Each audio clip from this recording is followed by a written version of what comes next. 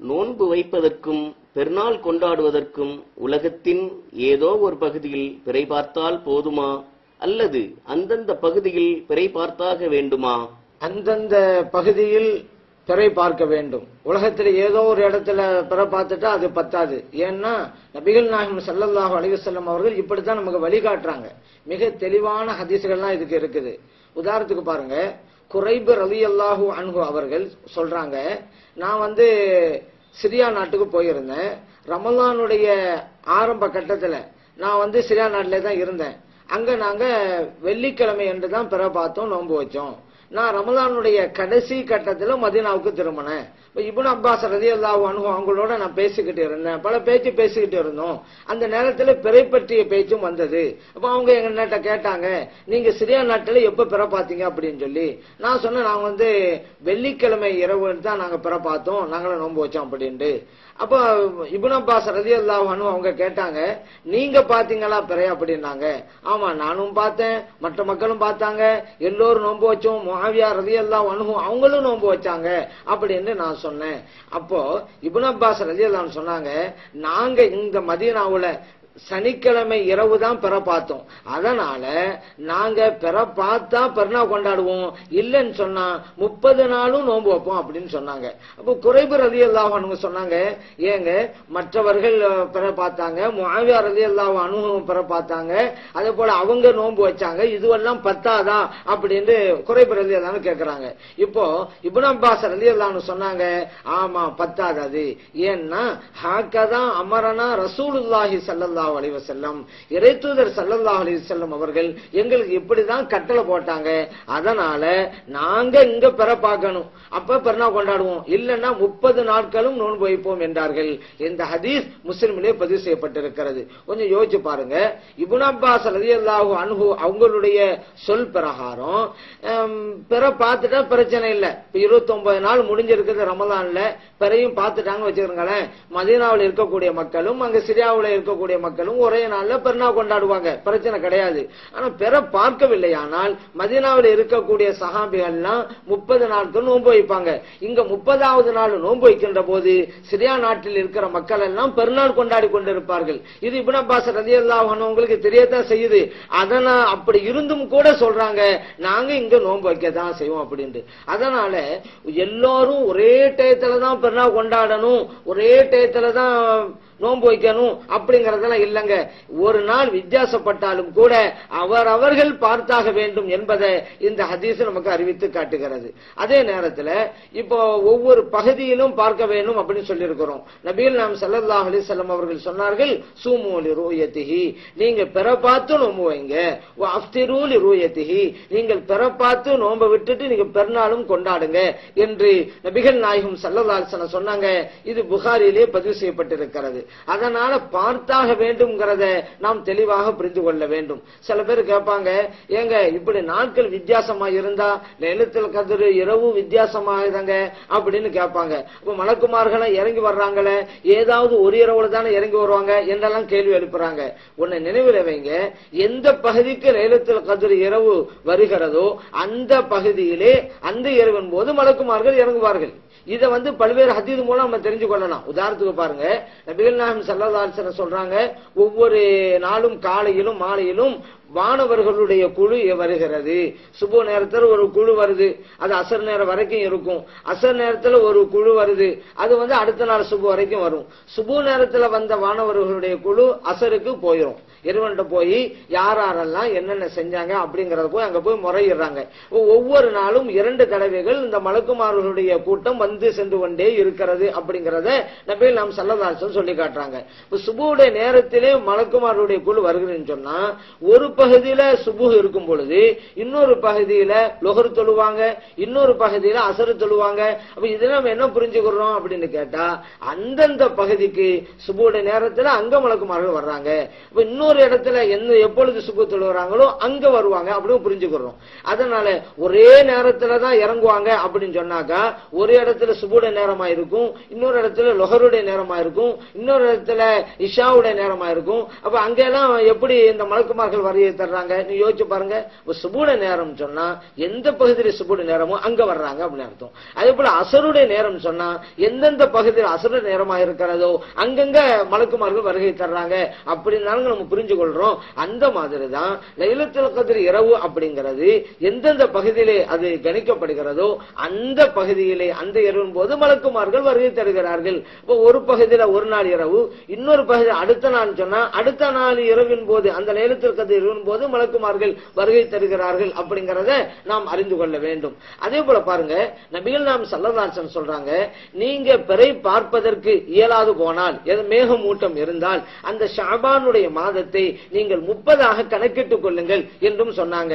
இந்த ஹதீஸும் புகாரிலே பதிவு செய்யப்பட்டிருக்கிறது. இப்ப யோசிச்சு பாருங்க, மேகமூட்டம் இருக்கின்ற போது அது 30ஆக கணக்கிடுங்கள் என்று சொல்கிறார் என்றால் யதார்த்தத்தில் அந்த நாள் நம்மெல்லாம் பார்க்க முடியலங்கிற காரணம் என்ன? மேகம் இருக்க போய் தான். ஆனா அதே அன்னைக்கு பிறை பிறப்பதற்கும் வாய்ப்பு இருக்கிறது. ஆனாலும் கூட ஸல்லல்லாஹு சொல்றாங்க, உங்களுக்கு தெரியலையா 30ஆ வச்சுக்கிறங்க. இப்ப பிறை பார்த்து ரமலான் ஒன்னாக இருந்தாலும் கூட நம்மனால தான் பார்க்க முடியல, ஆனா பிற பிறந்திருக்கலாம், ஏன்னா நம்ம மேகமூட்டனால பார்க்க முடியல. ஆனாலும் கூட 30ஆ கணக்கெடுக்கும் போது யதார்த்தத்தில் பிறை பிறந்திருந்தாலும் கூட நம்முடைய பார்வைக்கு தெரியாது என்பதால் அது ஷாபானுடைய மாதமாகவே கணக்கெடு சொல்லி இருக்கிறார்கள் நபிகள் நாயகம் ஸல்லல்லாஹு அலைஹி வஸல்லம் அவர்கள்.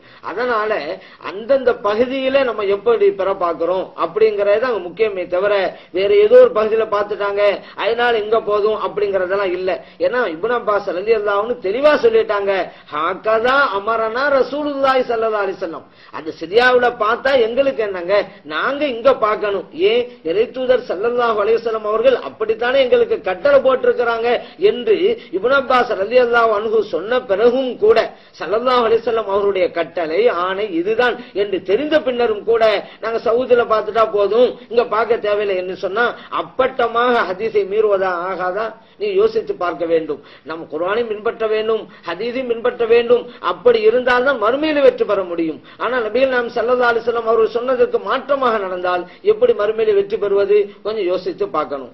அதே போல பாருங்க, இப்போ உதாரணத்துக்கு மேகமூட்டம் இருந்தாக்கா அது ஷாபானுடைய 30ஆவது நாளாக கணக்கெடுங்க என்று நபிகள் நாம் ஸல்லல்லாஹு அலைஹி வஸல்லம் சொல்லி இருக்கிறாங்கல்ல, அந்த கணக்கு பிரகாரம் ஒரு உதாரணத்தை வச்சுக்கிறோமே. இப்ப மதீனாவிலே மேகமூட்டம் இல்ல, அதனால அங்க பிறை பார்ப்பதற்கு வாய்ப்பு இருக்கிறது. அங்க பிற பார்த்துட்டாங்கன்னு வச்சுக்கிறங்க. அதே சமயத்துல மக்காவிலே வாழுகின்ற மக்கள் மேகமூட்டம் இருந்ததுனால பார்க்கல, அவங்க ஷாபானுடைய கடைசி நாளாக தான் அதை கணக்கிடுவாங்க. மதீனாவிலே நோன்பு வைக்கின்ற போது இந்த மக்காவில் இருக்கக்கூடியவர்கள் ஷாபானுடைய கடைசி நாளாக கணக்கிடுவார்கள். இதுதான் யதார்த்தம். ஏன் மேகமூட்டம் இருந்தால் 30ஆ கணக்கிடுங்கள் என்றார்கள். அப்ப மேகமூட்டம் எல்லா இடத்திலும் இருக்காது, ஒரு இடத்துல தெளிவா இருக்கலாம், இன்னொரு இடத்துல மேகமூட்டம் இருக்கலாம். தெளிவா உள்ளவங்க பார்ப்பாங்க, நோன்பு வைப்பாங்க. மேகமூட்டம் உள்ள இடத்திலே வாழ்கின்ற மக்கள் எல்லாம் ஷாபானுடைய கடைசி நாளாக 30ஆம் நாளாக அதை கணக்கிடுவார்கள். இதுவெல்லாம் தெரிந்தும் கூட ஒரு பகுதியில் நோன்பு வைப்பார்கள், இன்னொரு பகுதியில் நோன்பு வைக்காமல் இருப்பார்கள் என்ற தெரிந்த நிலையில் தான் நபிகள் நாம் ஸல்லல்லாஹு அலைஹி வஸல்லம் சொல்றாங்க, நீங்க பிறைய பார்த்து நோன்பு வைங்க. மேகமூட்டம் இருந்து உங்களால பார்க்க முடியாவிட்டா ஷாபானுடைய மாதத்தை 30ஆக பூர்த்தியாக்கிக் கொள்ளுங்கள் என்றும் ஸல்லல்லாஹு அலைஹி வஸல்லம் சொன்னாங்க. சரி, அந்தந்த பகுதியில பார்க்கணும் அப்படிங்கிறது இந்த ஹதீஸ் மூலம் நமக்கு தெரிஞ்சு போச்சுங்க. அதே நேரத்தில் அந்தந்த பகுதியில் வரும்போது ஒவ்வொரு ஊரிலும் பார்த்தாக வேண்டுமா அல்லது ஒரு ஏரியாவுக்கு பார்த்தாலே போதுமா அப்படின்னு கேட்டா ஒரு ஏரியாவுக்கு பார்த்தாலே போதும். காரணம் என்ன அப்படின்னு கேட்டா நபிகள் நாயகம் ஸல்லல்லாஹு அலைஹி வஸல்லம் அவர்கள் மதீனாவிலே இருந்தபோது ஒரு கிராமத்திலே இருந்து ஒரு தோழர் வந்து நான் அங்கே பார்த்தேன் என்று சொல்கிறார். ஸல்லல்லாஹு அலைஹி வஸல்லம் அவர்கள் அதை ஏற்றுக்கொள்கிறார்கள். உண்மையில் மதீனாவில் இருக்கக்கூடிய யாரும் பார்க்கல, ஒரு கிராமத்து தோழர் வந்து நாங்க பார்த்தேன்னு சொல்லும்போது ஏற்றுக்கொள்கிறார்கள். இந்த ஹதீஸ் அபூதாவிலே பதிவு செய்யப்பட்டிருக்கிறது, திர்மிதியிலும் பதிவு செய்யப்பட்டிருக்கிறது. அந்த கிராமத்து தோழர் சொன்னதுக்கு பிறகுதான் நபிகள் நாம் ஸல்லல்லாஹு அலைஹி வஸல்லம் சொன்னாங்க, யா பிலால், பிலால் அவர்களே அஸ்தின் ஃபின்னாஸ், மக்களுக்கு அறிவிப்பு செய்யுங்க, ஃபல்யஸூமு கதன், அவங்க நாளைக்கு நோன்பு வைக்கட்டும் அப்படி நபிகள் நாம் ஸல்லல்லாஹு அலைஹி வஸல்லம் சொல்றாங்க. அபூதாவுத் திர்மிதியிலே இந்த ஹதீஸ் பதிவு செய்யப்பட்டிருக்கிறது. இப்ப சின்ன நாடுன்னு வச்சுக்கிறீங்களேன், துபை, அதே போல சிங்கப்பூர், புருனை, இதெல்லாம் சின்ன நாடு. அது அந்த நாட்டுல ஏதோ ஒரு ஊர்ல பார்த்துட்டாலே போதும், அந்த நாட்டுக்கே போதுமானது. அதே நேரத்தில் இந்தியா போன்ற ஒரு விரிந்த நாடாக இருந்தால் அந்தந்த மாநிலத்துக்கு தகுந்தவாறு பார்க்கணும். காரணம் என்ன? ஒவ்வொரு மாநிலத்துக்கும் ஒரு காசியார் நியமிக்கப்பட்டிருக்கிறார், அரசு காசியார் என்று. தமிழ்நாட்டுக்கு தமிழ்நாடு அரசு காசியார் இருக்கிறாங்க, கர்நாடக மாநிலத்துக்கு அங்க தமிழ்நாடு அரசு காசியார் இருக்கிறாங்க, டெல்லிக்கு இருக்கிறாங்க. இப்படி அந்தந்த பகுதிக்கு ஒரு தலைமை காசியார் இருக்கிறார். அதனால அவர் எந்த பகுதிக்கு காசியாரா இருக்கிறாரோ அந்த பகுதியில ஏதோ ஒரு ஊர்ல பார்த்துட்டா போதுமானது. காரணம் என்ன?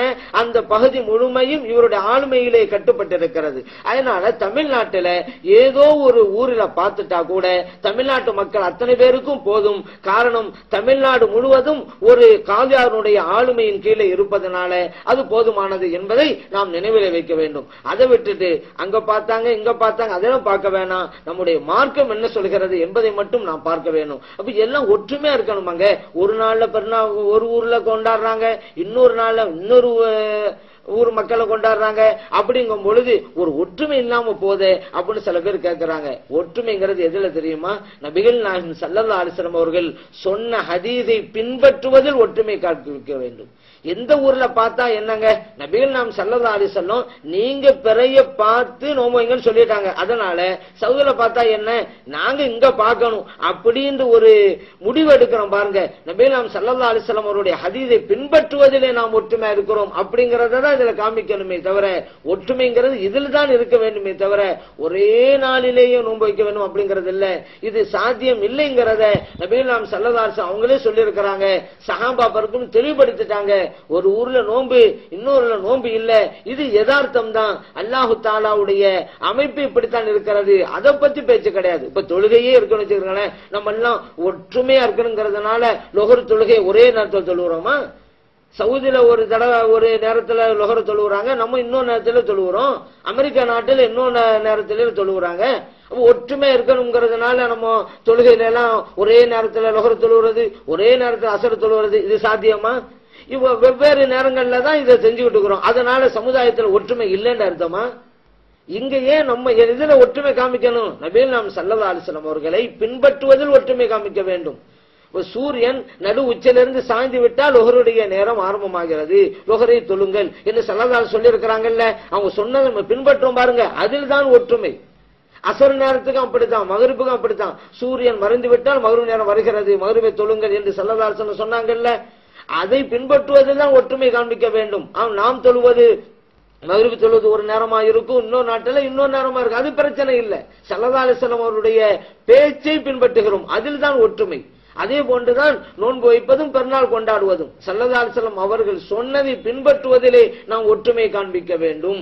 அதனால அந்தந்த பகுதியிலே பிறை பார்த்துத்தான் நோன்பு வைக்க வேண்டும், பிறை பார்த்துத்தான் நோன்பை விட்டு விட்டு பெருநாளையும் கொண்டாட வேண்டும். இதுதான் மார்க்கம் நமக்கு தெளிவாக தீர்ப்பளிக்கிறது அப்படிங்கிறதையும் நாம் புரிந்து கொள்ள வேண்டும்.